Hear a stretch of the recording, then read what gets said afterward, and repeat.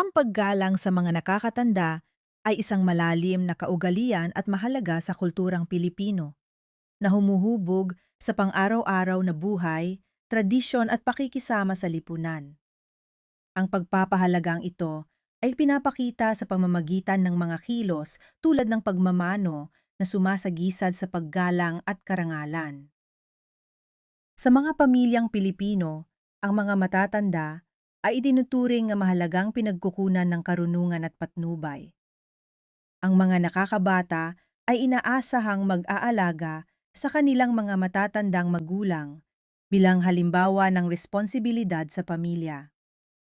Samantala, mayroon din ng mga Pilipino na masasabing kulang sa gabay ng magulang dahil sa matinding kamangmangan at nauunahan ng kayabangan dahil sa kanilang mataas na katayuan sa lipunan.